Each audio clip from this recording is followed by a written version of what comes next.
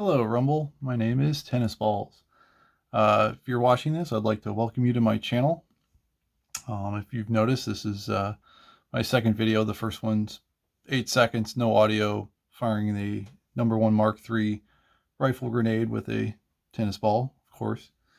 I just want to do a quick introduction. This channel is going to be primarily focused on military surplus, antique firearms, curios, relics, that sort of thing.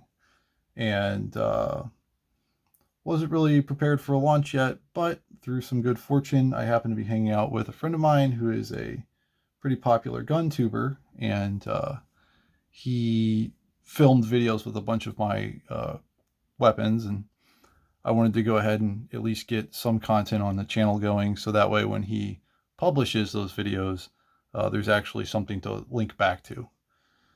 So today, we're not at the range, as you can tell by the lovely felt here and a little tennis ball in the corner. We're in my office, and we're just going to go over a couple of guns that I am not planning on shooting on this channel. A couple different reasons. Some of them are just too fragile or valuable, and some of them I just have problems with ammunition procurement. So we'll just take some time today and look at some oddities and get you a feel for what sort of stuff you can look forward to in the coming days, weeks, months, and hopefully years on this channel. So first up, we have an Italian Model 1910 Glenti. These were only in production for 5 years.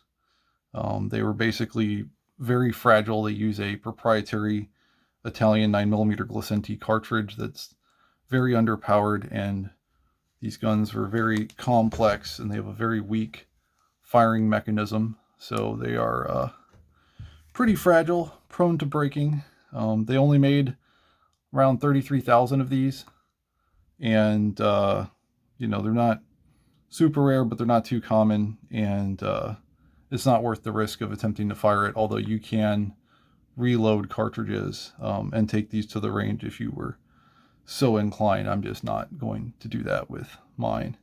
But they're a pretty neat little gun. Good grip angle to them. Decent ergonomics despite their, you know, heavy, excessive weight for the caliber and blocky appearance. They're actually pretty well balanced.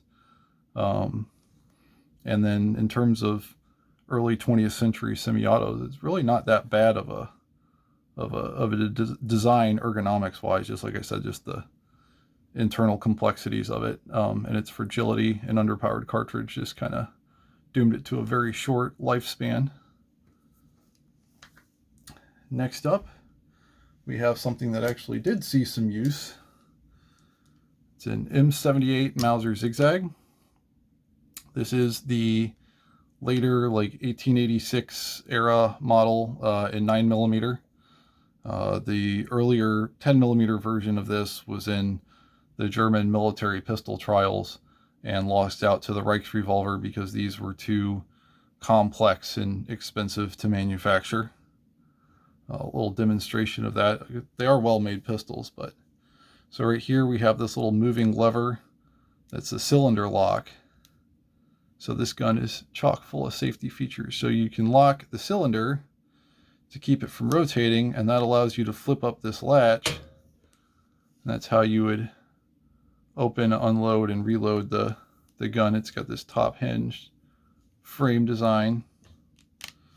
And likewise, once the gun's in battery, you have this nifty little rod that comes out that would prevent you from opening this latch while the gun's in battery, so you're not going to accidentally have this thing flip up and shoot you in the face or whatever while you're messing around with it in a firefight. Like I said, these were never formally adopted by the German military, although several of them through private purchase were used in World War I. You know, that was one of those conflicts where if you had a means of getting a pistol, you would get your hands on one. So if you were not issued one, you'd go out and buy one, or, you know, take the family gun, and it was better than not having a backup weapon. Next up, we have a Japanese double-barreled flare pistol. The Japanese made 3 variants of this. There was a single barrel, a double barrel, and a triple barrel. I, off the top of my head, I want to say these are 26.5 millimeter, but forgive me, I don't really remember. And yeah, I'm too lazy to look it up. But yeah, basically I can't find ammo for this, so you know, just for show and tell. But they're neat, they're funky. You know, the prices of these are pretty much scale according to how many barrels they have, with the 3-barrel being the most expensive. But yeah, you're not going to find original rounds for that. I don't know of anybody that makes any sort of like loads that you can put in there.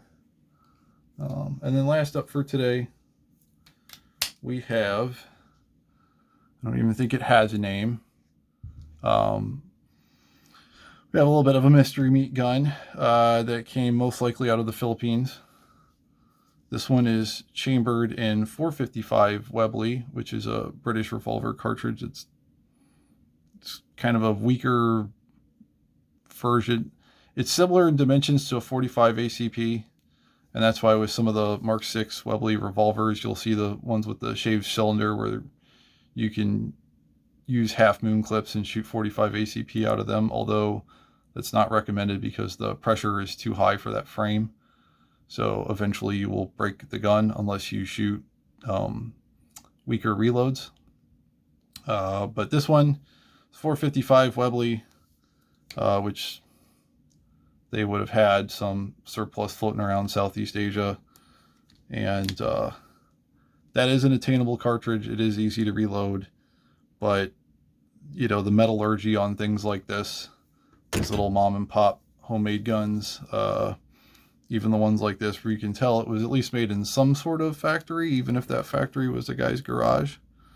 The metallurgy is still suspect, and you got plenty of other guns that are safe to shoot without worrying about having this thing pipe bomb on us. So it's just another little curio, but it's always interesting to see just the simple ingenuity. You know, this is like any generic top break that you'd find, you know, like a little H&R shotgun or something. It's the same exact design, but you know, some enterprising individual made this probably in a garage or a bicycle shop over in Southeast Asia, and somehow it found its way here. So anyways, so hope you enjoyed the quickie little show and tell. Like I said, expect most of the video content on this channel to be more shooting and whatnot related, but there will be some discussion and, you know, whatever little factoids and things as well. Right, here's a Papa Nambu. This one, though, is in the lineup to be shot. I do have plenty of ammo on hand for this. So a little sneak preview there. We'll do a Japanese day and shoot all the Japanese pistols. Anyways, so hope you stick around. Hope you like my channel. If you like guns, especially the old military stuff, that's kind of my thing. And yeah, stay tuned. Plenty more to come. TennisBalls out.